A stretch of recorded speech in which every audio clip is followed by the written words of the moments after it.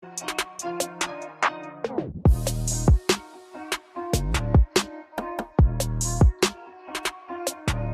is up, basketball fans? Welcome to the NBA Outlet. I'm your host, Nick Fay. With me, as always, my co-host, Kory Waldron. Kory, how we doing? Feel good. I feel like I have like the final countdown song playing in my head because this is it. The drums are coming. This is the final stretch. We have NBA basketball on the horizon. In less than 24 hours from when we're recording this pod, we will be getting ready for NBA basketball, which is a relief to finally be able to say. We will be watching basketball that matters this week, and that's very exciting. Preseason is cool and all, but doesn't count. And you take everything with a grain of salt. And today we're diving into the Dallas Mavericks. And as always, a quick reminder, you can find us on iTunes, Block Talk Radio, OTGBasketball.com, Google Play, Dash Radio, and YouTube. Also head to Design/Off the Glass, grab some OTG merch. But Kory, before we talk about next season, we're going to look back at last year. Mavs are 33-49, 14th in the Western Conference. How would you summarize last season in one emoji? So I picked the emoji with the star eyes. Now, it may be a weird emoji because you're looking at a team that's got, as you mentioned, 33 wins, and you're like, why is it a star emoji? And it's because Luka Doncic, being the rookie, winning rookie of the year, he had star written all over him. He was filling up the stat sheet on a nightly basis. And then in the midseason, they traded for Kristaps Porzingis, another borderline player or a guy who has borderline superstar ceiling if he reaches his potential. So right now for Dallas, you see stars. Yeah, I actually went with just a star emoji, not star eyes, but because Luka is this star for this franchise, and now, obviously after Dirk retiring, now you transition to another great international player, at least possibly. You mentioned KP coming in. Think they could be due for some really big things, but biggest positive takeaway of last year, this is going to be an easy one. Yeah, biggest positive takeaway is that Luka Doncic at just 19 looked really good. Played 72 games, started 72 of them. Shot 42% from the field, 32% from three, 71% from the free throw line, averages 21, 7, and 6. The guy needs to get better on the defensive end of the ball, maybe needs to be in better conditioning shape.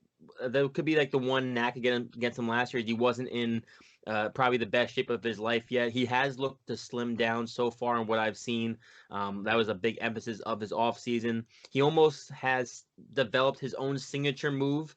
Well, not his own signature move, but he kind of brought in the James Harden step back to his game. Just a very dynamic player and looks to be a guy who for sure will be the face of this franchise going forward. Yeah, an incredible feel for the game. He just has that it factor. He's a guy that, he had clutch baskets as a rookie. And you mentioned, he could probably get in better shape. Maybe Porzingis getting him on his workout plan because he's looking jacked. But biggest negative takeaway last year? The biggest negative takeaway, I guess, would be it's hard to say it's the biggest negative because of what it did for the franchise going forward. But like Dennis Smith Jr. kind of being, a little bit flat. Then not liking what he was giving them at the point guard position and wanting to move forward from him. Harrison Barnes as well wasn't that good for them, only shooting 40% from the field, 38% from three. Moving on from those guys is probably the benefit, but it was negative that those two guys who you were kind of relying on going forward, they quickly made you change your mind on them. And then aside from that, I think you could say a negative was just the fact that this team just struggled defensively. Also struggled offensively. There's just a lot of holes on this roster as of last year. Yeah, they had some really bad games at the end of the season last year after the trade, and obviously another guy that came in was Tim Hardaway Jr. I didn't think he was necessarily super impressive. Not to say he'll be bad this season, but I don't think he did anything last season where you're like, okay, he's going to be a great fit for us going forward. But you got KP, so you can't really complain about that. Like you said, it's almost hard to come up with a negative takeaway because of the roster transition. And when you bring in a player like Porzingis, it almost covers up a lot of those holes, and we'll kind of talk about that now. Their ranking in the OTG Power Rankings, they're coming at number 16. Do you think this is fair, too high, too low? I think it's a little bit too high. I think we're kind of already anointing this team a playoff contender, or at least like a team that's going to be, I think they are going to be competing. So I don't want to put my foot in my mouth, but I think we're giving them a little bit of a too high rating because we don't know necessarily what the rest of this roster will look like. I think Luka Doncic is going to be a stud. I think Kristaps Porzingis is going to be a stud. How quickly they become a stud, how quickly they find chemistry, that's still a little bit of the unknown. They didn't bring in a ton of talented guys this offseason to bolster talent around these guys. Like you said, like Tim Hardaway Jr. will be a big part of this offense still and what they want to do this upcoming year. So I think 16 probably a little bit too high, but I think they could be 16 at some point this year. Yeah, I think it's probably right about their range. They're probably at the top of the range. They maybe could go up a spot or two, but a lot is going to depend on Luca and KP. And the supporting cast is definitely a question mark entering the year. I mean, Jalen Brunson as a rookie last year had a really nice season. Dwight Powell was pretty solid. They brought in Seth. They brought in Boban Marjanovic. So like, there's some pieces on this team, but it's like, who's going to be those other above average starters instead of just relying on Luca and KP? And then Yeah. talking about that, getting to the offseason draft picks wise. Isaiah Roby at the 45th pick, second round pick. Obviously not high expectations. No, just looking at his stats from college, this was a guy who averaged 11 points per game, 6.9 rebounds, 6'8", shot 45% from the field, 33% from three. Nothing that stands out. He's going to get, obviously, I think, some run time because, as we mentioned, the supporting cast, I think the backup roles on this team will be up for grabs. So there is a potential for him to grab some minutes on this team, but again, don't expect too much. Yeah, exactly. Now, talking about some of the people they did add, I just mentioned them: DeLon Wright, Seth Curry, Boban Marjanovic. Which guy do you like the best as an addition? I Or you mean, can he's touch got on them all if you want. Yeah, I mean, I think Delon Wright and Seth Curry are the two guys who stick out. I mean, Boban Marjanovic, we just love him. I don't know if necessarily he's a great basketball player. Obviously, he can definitely give you minutes. Is useful at rebounding and scoring. It's the defense, a little bit slow for being a guy who's 7'3". But it's fun to have him on a roster. Him and Luka already have a good relationship. But I think the best signing has to be Seth Curry, which is a reunion because Seth Curry was in Dallas a couple years ago, had a stress fracture in his leg. And then ended up going into Portland and shot 45% from the field in Portland, 45% from three. This is a good role player. You're going to want shooting around Luka Doncic. You're going to want floor spacing for Porzingis, and Steph Curry can certainly give you that. That's my exact line of thinking. You want to add spacing when you have two potential stars on your team. You want to give them as much space to operate as possible. Also, really didn't mind DeLon Wright, the pickup. I don't know if he's a starting level player, but he's definitely a solid backup to have. And Boban, you mentioned like he's not going to play big minutes. He'll play some minutes here and there, and he can dominate, but he also can get exposed because of his slow foot speed. Yeah. Now, players out: Trey Burke, Kostas Antetokounmpo. I mean, I think the one guy I miss is my guy Trey Burke, right? I mean, I call him Calvin Cambridge. I think he looks like Mike. I think Trey Burke, I mean, not a great defensive point guard by any means, but I like him off the bench. I like the fact that he is a score first guard. Shot 43% from the field last year, 35% from three. Was solid for Dallas from coming over to New York. We saw him have a really big performance for the Knicks against the Celtics. He's a solid role player. I think he'll fit in with Philly for what they want, but I don't think it would have been the worst case for the Dallas Mavericks to keep him. Yeah.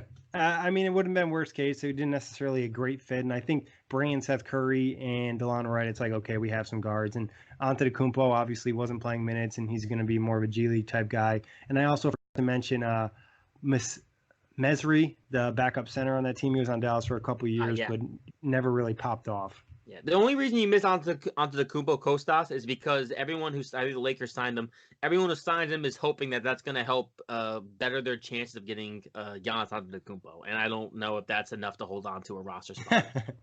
I also think it would be really funny if that was like the super international Mavs. You had Luka, Giannis, and KP, but that's for another whole day. We won't be talking about that for a while. Biggest team X factor for next season? Biggest team X factor will be player development. Again, this is a rather young squad. You're relying on your two, hopefully, cornerstone pieces in Luka Doncic and Kristaps Porzingis. Porzingis coming off an ACL injury, didn't play at all last year, will be finally on the court again this year. Has looked good in preseason, looks to be a little bit bigger, a little bit stronger. Luka Doncic entering just his second year at age 20. You need both these guys to take major strides forward. And then you're hoping guys like, Hardaway Jr., obviously, who's been in the league now for 6 going on 7 years, is entering the prime of his career. But you really need Luka and Kristaps Porzingis to make those strides of we can be borderline superstars in this league. Yeah, I think other than player development, especially if those guys do take the jump, it's what can the supporting cast do? Can they provide good minutes, from the bench? Can they provide spacing? Can they play defense? There's a lot of unknowns with a lot of pieces on this roster. So it's like, what are we going to get? Even if KP and Luka are stars, other guys have to improve. Definitely. Now, starting lineup on opening night, and this is probably one of the more difficult ones. I'm not really locked into any starting lineup for 100%. Yeah, so my starting lineup for opening night is going to be Delon Wright, Tim Hardaway Jr., Luka Doncic, Kristaps Porzingis, and I think Dwight Powell gets the start. I'm not sure if Powell will play the power forward or Porzingis will play the power forward or center. I don't think they stay with that lineup long, but I think that's the starting five I'd roll with. Yeah, they're pretty interchangeable with KP and Powell. Like both guys are pretty athletic and they have decent mobility. I pretty much have everything the same except instead of Tim Hardaway Jr., I went with Justin Jackson. It seems like he's pretty popular there, and they'll probably like to use Tim Hardaway Jr. as that spark plug off the bench. Which I Who's don't your love. I don't love Hardaway off the bench for the money he's being paid at 18 million. But I mean, it could be better for him because then he's in a more controlled role. Yeah, and I feel like it allows him to do his thing a little bit more. He likes to have the ball in his hands. Obviously, you want Luka to have the ball in his hands when he's on the floor, and KP. True.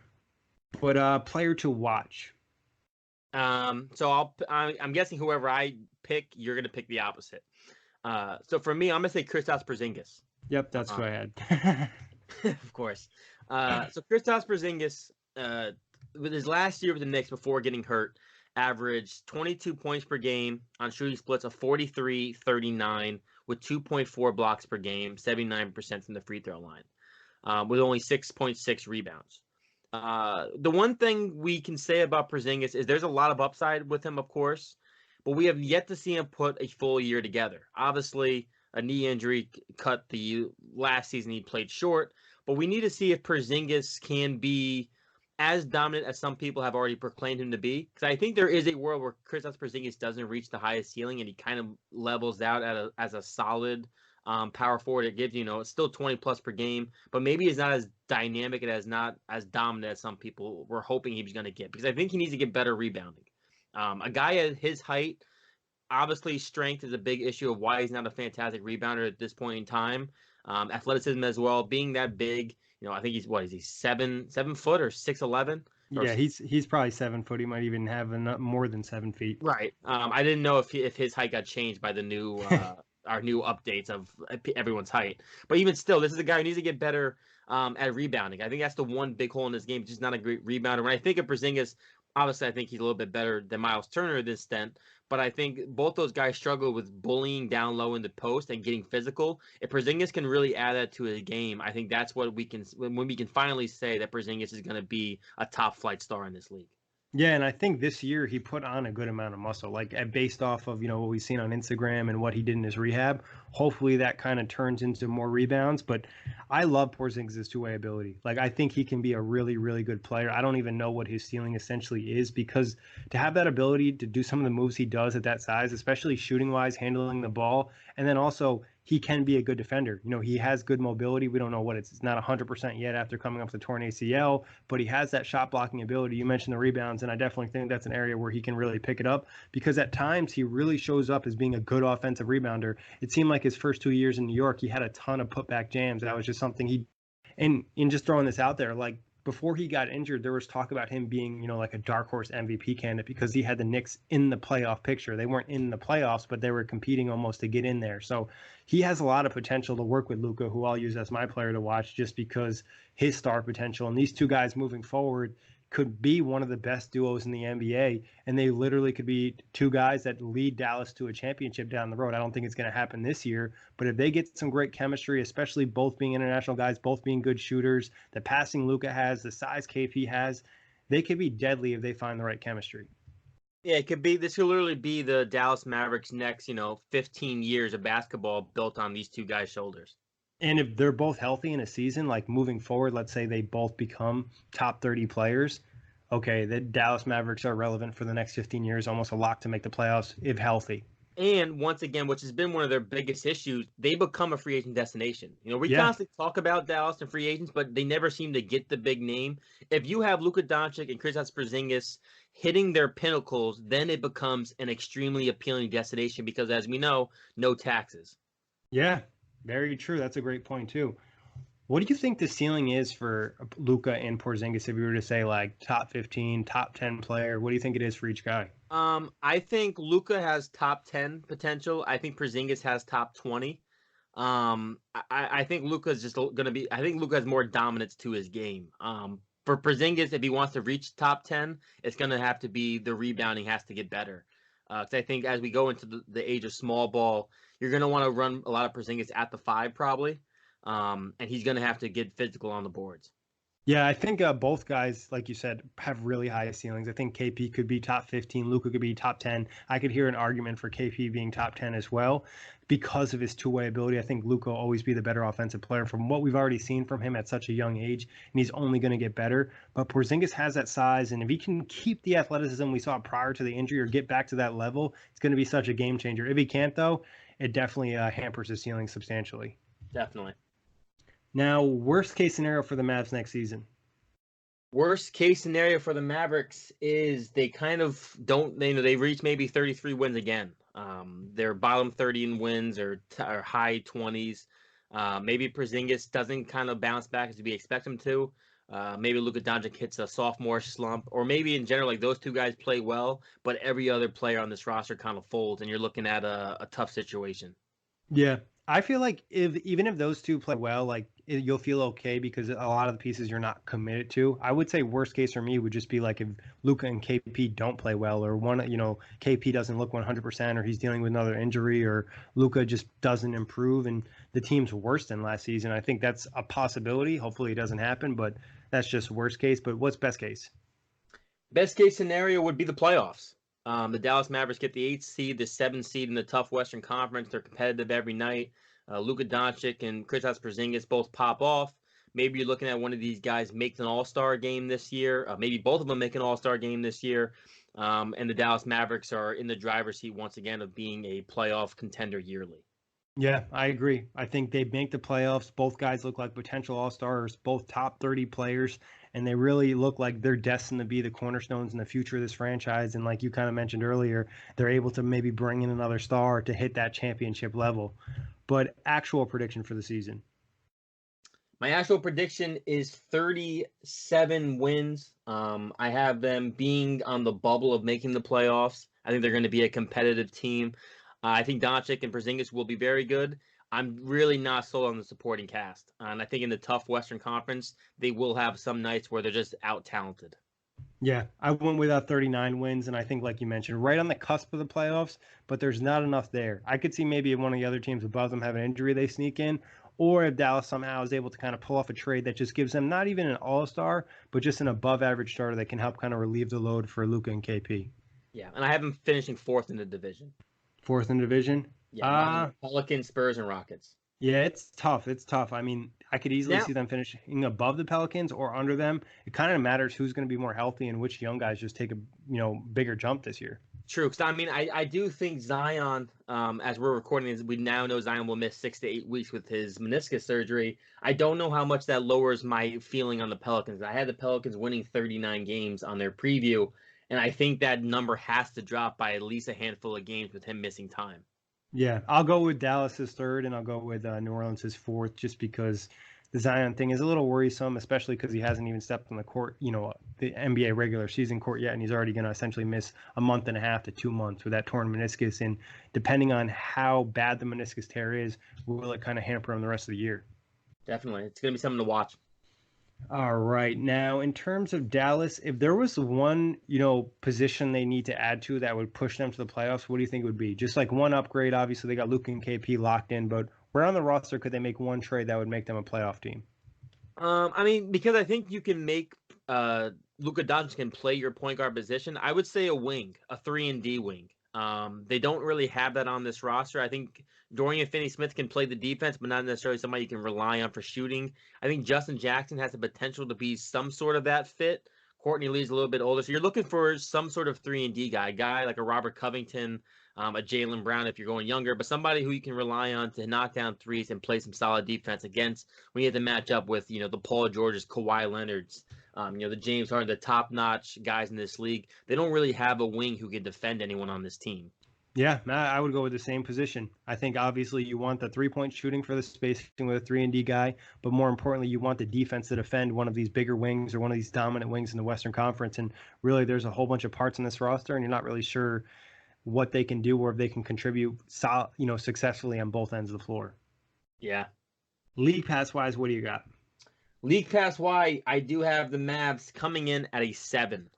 I think this team is going to be enjoyable to watch, even still, even though I'm not so great, no, so high on the supporting cast. Luka Doncic and Kristaps Porzingis both healthy, both playing. That has my attention. I want to know if this team can be a borderline playoff team. I want to be able to see this team, if this team is going to be making the playoffs within the next couple of years. I need to see what this team's going to look like, but I'm extremely intrigued to see what we got going on in Dallas. Yeah, pretty similar reasons over here. I have them at an 8. I'm obviously a fan of Porzingis and Luka, and I want to see if those guys can make a jump. And I'm really intrigued by Porzingis because of him coming off the torn ACL, being so big. Can he get that mobility back? And I think it's just such a game changer, not only for Dallas, but like the league and potentially having another star like him. Yeah. Now, TV show comparison, what are you rolling with? So I got lucky. I actually had a show I didn't use yet for the previous year. So I went with It's Always Sunny in Philadelphia. I'm not really sure how I missed this because I probably would have used this for the 76ers like I did, I think, the last 2 years. But this is a show where, it's just four friends and their stepdad and Danny DeVito. There's comedy. It's enjoyable. You can turn it on at any point in time, and you can probably find an episode that's got something funny in it or something that's going to catch your attention. I think the Dallas Mavericks will be the same. Yeah, it's a pretty crazy show. I actually had one left over, and I forgot I had it. The Killing, just one of those crime detective shows. It's pretty interesting, and there's a major plot twist at the end of the season. So, but Kory, anything else you want to touch on the Mavs before we get out of here?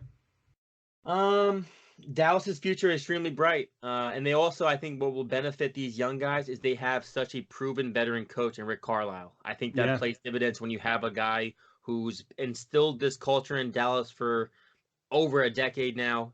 Dallas knows who they are identity-wise, and now it's just about these young guys progressing. So I think this is one of the best scenarios to have two young guys, is the fact that you have a very stable culture, a very stable head coach moving forward. Because some rookies, some young guys get put into situations, obviously Porzingis with the Knicks, where the situation is just shitty, and it's hard for the player to kind of get himself going. It's hard to be truly invested. I think in Dallas, that's not a problem. Yeah, and it seems like he already has a pretty good relationship with Luka and KP from what we've seen from like media day and press conferences and things like that. So very positive moving forward. And like you said, bright future for Dallas. And quick reminder, you can find us on iTunes, Blog Talk Radio, OTGBasketball.com, Google Play, Dash Radio, and YouTube. Also, heads of FOCO USA got some great NBA bobbleheads. Use discount code OTGNBA10. Save yourself 10% when you buy 2 items. Peace out, knuckleheads.